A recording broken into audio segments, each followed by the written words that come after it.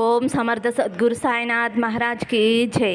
ఓం సాయిరామ్. మన బాబా కుటుంబ సభ్యులందరికీ నమస్తే అండి. హాయ్ ఫ్రెండ్స్, మీ అందరిపైన షిరిడి సాయినాథుని ఆశీస్సులు ఉండాలని, మీరు ఎల్లప్పుడూ క్షేమంగా సంతోషంగా ఆరోగ్యంగా ఉండాలని, మీరు అనుకున్న పనులన్నీ నెరవేరాలని మనస్ఫూర్తిగా బాబా గారిని కోరుకుంటున్నానండి. ఇంక ఈరోజు వీడియోలో మన బాబాగారు ఏమంటున్నారంటే, తల్లి నువ్వు సతమతమయ్యే సమస్యకి పరిష్కారం ఇస్తానమ్మా, వీటిలో ఒక నెంబరు తాకు, నీకు మనసుకు సంతోషం కలిగించే వార్త చెబుతాను తల్లి అని అయితే మన బాబాగారు ఒక మంచి సందేశం తీసుకువచ్చారండి. ఫ్రెండ్స్, తమ్మనేలు చూశారు కదండి, 4 నెంబర్స్ ఉన్నాయి కదా. మీరైతే బాబాగారిని స్మరిస్తూ ఒక నెంబర్ అయితే అనుకోండి ఫ్రెండ్స్. బాబాగారు మీ గురించి ఏం చెప్తున్నారో బాబాగారి మాటల్లోనే తెలుసుకోండి ఫ్రెండ్స్. చిన్న రిక్వెస్ట్ అండి, మన వీడియోస్కి అయితే ఒక చిన్న లైక్ ఇవ్వండి ఫ్రెండ్స్. ముందుగా అయితే మొదటి నెంబర్ గురించి అండి. మొదటి నెంబర్ గురించి మన బాబాగారు ఇలా అంటున్నారండి. ఫస్ట్ నెంబరు తాకిన నా బిడ్డ ఎవరైతే ఉన్నారో, తల్లి నువ్వు ఎన్ని రోజులు కూడా నా కోసం ఎదురు చూసావు కదా, నా మాటలకు మర్యాద ఇచ్చి ఎదురు చూసావు కదమ్మా. ఇదిగో అన్ని సమస్యలు కూడా తొలగించిపోతున్నాను తల్లి. ఈసారి తప్పకుండా నువ్వు కోరింది జరిగి తీరుతుంది. నువ్వు అడిగింది నీకు వచ్చి చేరుతుందమ్మా. అన్ని విషయాలు నీకు అనుకూలంగా జరుగుతాయి తల్లి. ఒక్కసారి నా మీద నమ్మకంతో నా మాటలు విను తల్లి. నీ నమ్మకానికి అనుకూలంగా నా మాటలు జరిగి తీరుతాయి తల్లి. ప్రతిరోజు ఒక్కొక్క పరీక్ష నీ మనసే పెడుతుంది. ప్రతి పరీక్ష కోసం నువ్వు చదువుతూనే ఉన్నావు కదా, అది నీ జీవితానికి ఆధారంగా ఉంటుంది తల్లి. ఆ విషయాన్ని గుర్తు చేసుకుంటే ఇప్పుడు నీ మనసు పక్కవపడింది కదమ్మా. ప్రతి విషయానికి కూడా ఏడుస్తూ కన్నీరు పెడుతూ ఉండేదానివి.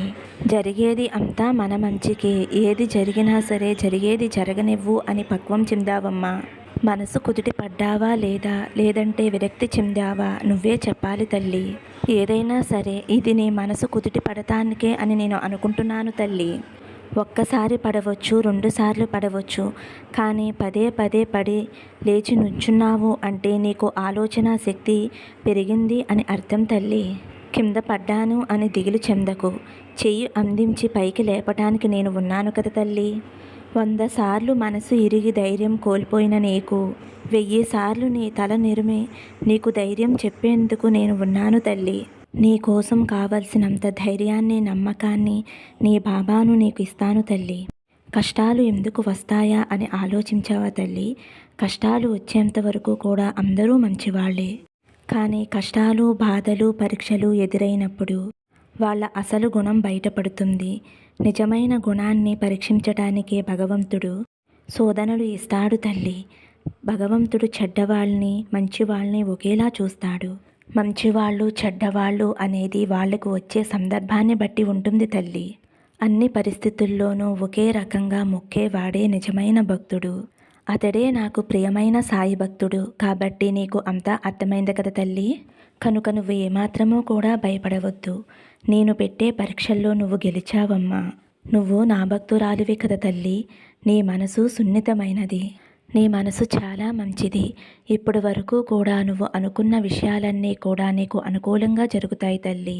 ఎప్పుడు బాబా జరిగేది అనే సందేహం నీకు అస్సలు వద్దు తల్లి. ఎప్పుడూ కూడా పాజిటివ్గా ఆలోచించమ్మా. అన్నీ జరుగుతాయి, బాబా అన్నీ చేస్తారు అని నమ్మకంతో ఉండమ్మా. అప్పుడు నువ్వు కోరినవన్నీ కూడా అన్నీ జరుగుతాయమ్మా. నేను చెప్పిన సూత్రాలలో ఒక సూత్రాన్ని పాటించు తల్లి. ఎవరైనా సరే లేని వారికి కొంచెమైనా నీ స్తోమత కొలిది దానం చేయి తల్లి. అది 1000 రెట్లు పుణ్యంగా తిరిగి నీ వద్దకు వస్తుందమ్మా. సహాయం చేయటం వలన నీకే కాదు, నీకు, నీ కుటుంబానికి, నీ పిల్లలకి తరతరాలు కూడా మంచి జరిగి శుభాలు కలుగుతాయి తల్లి. నేను చెప్పింది అర్థమైంది కదమ్మా. ఇక నుంచి ధైర్యంగా సంతోషంగా ఉండు తల్లి. ఫ్రెండ్స్, 1వ నెంబర్ తాకిన వారి గురించి మన బాబాగారు ఇలా చెప్తున్నారండి. ఇప్పుడు 2వ నెంబర్ అండి. 2వ నెంబర్ తాకిన నా బిడ్డ ఎవరైతే ఉన్నారో, తల్లి నీ తలరాతను తిరగరాస్తున్నానమ్మా.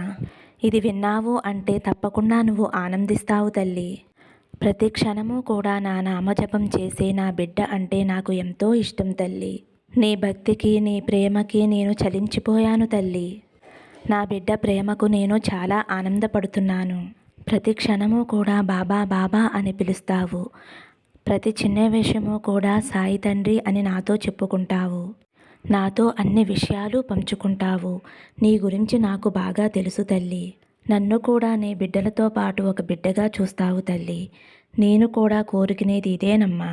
నీకు గుర్తుందా తల్లి, ప్రతిరోజు కూడా నువ్వు నన్ను ఇలా అడుగుతున్నావు, నా కష్టాలు సమస్యలు ఎప్పుడు తీరుస్తావు బాబా, నాకంటూ ఒక మంచి సంతోషకాలం రాదా బాబా, సంతోషకాలం ఆనందకాలం వచ్చేలా దీవించు బాబా అని అడుగుతున్నావు తల్లి.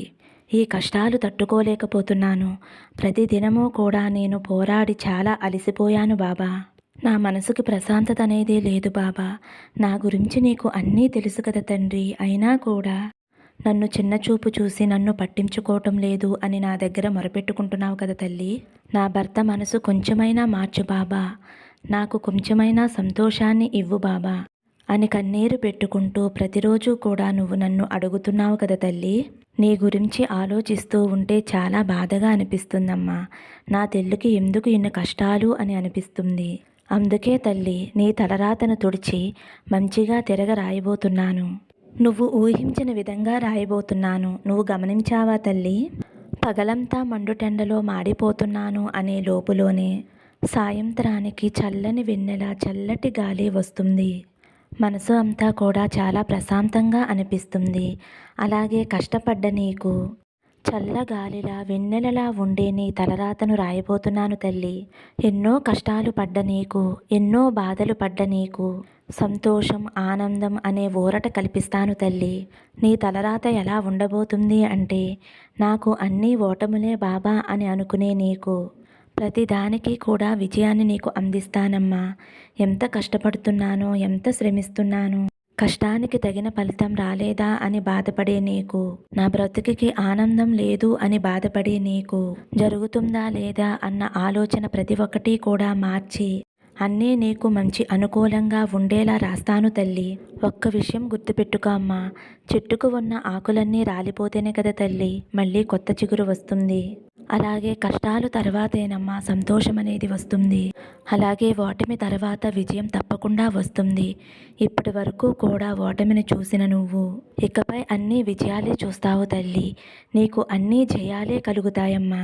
నీ తలరాత ఎలా రాయబోతున్నాను అంటే, నిన్ను విజయ పతాకంలో నిన్ను నడిపిస్తానమ్మా. నీకు విజయం వచ్చేలా నేను చేస్తానమ్మా. నా కన్నీటికి తీర్పు లేదా బాబా అని నన్ను అడిగావు కదమ్మా. అయితే విను, ఇక నుంచి నీ కళ్ళల్లో వచ్చే నీళ్లు కన్నీళ్లు కాదు తల్లి. నీ కళ్ళల్లో వచ్చే నీళ్లు ఆనంద బాష్పాలుగా మారుతాయి తల్లి. నీ సంతోషాన్ని చూసి నేను ఆనందపడాలమ్మా. నీ కన్నీరు బాధ దుఃఖం వేదన అన్నీ నేను చూశాను. కానీ ఇన్ని వచ్చినా కూడా నువ్వు ధైర్యంగా ఉన్నావు కదా. నీలో నచ్చిన విషయం ఇదే తల్లి. నా సాయి బిడ్డకు ఉండవలసిన ధైర్యం నీలో ఉంది తల్లి. సాయి బిడ్డ అంటే ధైర్యానికి మారు పేరు. అది నువ్వు నిరూపించావు తల్లి. నీ దగ్గర కోరేది నేను ఇదే తల్లి. నా భక్తుల దగ్గర ఎదురు చూసేది కూడా ఇదేనమ్మా. ఏదైనా సరే ఎదుర్కోవాలనే మనోధైర్యాన్ని, సాధించాలనే పట్టుదలని ఎవరైతే ఉంటారో వారు నాకు బాగా నచ్చుతారు తల్లి. కష్టానికి కృంగిపోకుండా ఎదురు తిరిగి నిలబడి పోరాడుతావు. ఎలాంటి విషయమైనా సరే చూసుకుందాంలే అని ఎదురు తిరిగి నిలబడతావు. ఇలా ధైర్యంగా ఉంటే ఏ సమస్య కూడా నీ దగ్గరికి చేరనే చేరదు తల్లి. ఇక నుంచి నువ్వు చేయవలసింది అల్లా ఒక్కటేనమ్మా. ఇక నుంచి నీకు అన్ని శుభగడియలు వస్తున్నాయి అని నువ్వు గుర్తించాలమ్మా. నీ కంట కన్నీరు రాకుండా నేను చూసుకుంటానమ్మా. కష్టం అనే మాట లేకుండా నేను చూసుకుంటాను. ధనానికి ఎటువంటి లోటు లేకుండా నేను చూసుకుంటాను. మంచి సిరి సంపదలు నేను కల్పిస్తానమ్మా. అందుకోసం ఇక నుంచి నువ్వు ఏమాత్రమూ కూడా బాధపడవద్దు తల్లి. సంతోషంగా ఆనందంగా ఉండు తల్లి అని అయితే మన బాబా గారు 2వ నెంబర్ తాకిన వారి గురించి ఇలా చెప్తున్నారండి. ఇప్పుడు 3వ నెంబర్ అండి. 3వ నెంబర్ తాకిన నా బిడ్డ ఎవరైతే ఉన్నారో, తల్లి నీ కర్మదోషాలన్నీ తొలగిపోయి మంచి రోజులు రాబోతున్నాయి తల్లి. నీకు ఒక మంచి తరుణం ఇవ్వబోతున్నాను. నువ్వు ఒక సంతోషకరమైన జీవితాన్ని అనుభవించబోతున్నావు తల్లి. ఇక నుంచి నువ్వు ఏమాత్రమో కూడా దిగులు పడవలసిన అవసరం లేదమ్మా. నువ్వు నా మీద నమ్మకం ఉంచవలసిన కాలం ఇది. నువ్వు ఏదైనా సరే నా బాబా నాకు ఇస్తారు, నాకు తోడుగా ఉంటారు, నాకు సహాయం చేస్తారు అని నువ్వు నా మీద నమ్మకంతో ఉండు తల్లి. నువ్వు సహనాన్ని కోల్పోతున్నావమ్మా. నువ్వు నా మీద నమ్మకంతోటి శ్రద్ధ సబూరితోటి ఉండు తల్లి. నీ దీర్ఘకాలిక పోరాటానికి ముగింపు అనేది నేను ఇస్తాను తల్లి. నీ త్యాగానికి ఒక మంచి ఫలితాన్ని అనుభవించబోతున్నావు తల్లి. అలాంటి మంచి ఫలితం నీకు అందిస్తున్నానమ్మా. ఇకపై నీకు అన్నీ మంచి రోజులే తల్లి. సంతోషంగా ఉండు తల్లి అని అయితే మన బాబా గారు 3వ నెంబర్ తాకిన వారి గురించి ఇలా చెప్తున్నారు ఫ్రెండ్స్. ఇంక ఇప్పుడు 4వ నెంబర్ అండి. 4వ నెంబర్ తాకిన నా బిడ్డ ఎవరైతే ఉన్నారో, తల్లి గత కొద్ది రోజులుగా నువ్వు వేటి గురించి అయితే ప్రార్థిస్తున్నావో ఆ ప్రార్థనలు అన్నీ కూడా నాకు చేరాయి తల్లి. నువ్వు కోరిన కోర్కెలు నెరవేర్చమని అనుక్షణము కూడా నన్ను మనసులో తలుచుకుని అడుగుతూనే ఉన్నావు. ఏ క్షణంలోనూ నన్ను మర్చిపోవటం లేదు. నా మీద నువ్వు ఎంతో నమ్మకం పెట్టుకున్నావు తల్లి. నీ కోరికలన్నీ నెరవేర్చే బాధ్యత నా మీద పెట్టావు. ఖచ్చితంగా ఆ బాధ్యతలు నేను తీసుకుంటున్నాను తల్లి. నువ్వు కోరిన కోరికలన్నీ నెరవేరే సమయం వచ్చింది. నువ్వు కోరుకున్నవి ఇవే కదా. ఒకటి, నీ బిడ్డలకు మంచి భవిష్యత్తు, వారు ఎంచుకున్న రంగంలో మంచిగా రాణించాలని. మంచి భవిష్యత్తు, వారు ఎంచుకున్న రంగంలో ఒక్కొక్క మెట్టు ఎక్కాలని, అలాగే ఒక ఉన్నతమైన స్థానానికి ఎదగాలని నీ కోరిక. నువ్వు కోరుకున్నట్టే నీ బిడ్డలు ఒక మంచి స్థాయిలోకి వెళతారు. వారు ఏ రంగంలో అయితే మంచిగా స్థిరపడాలి అని అనుకుంటున్నారో అందులోనే మంచి స్థాయికి వెళ్ళటానికి ఒక గొప్ప అడుగు వేస్తారు తల్లి.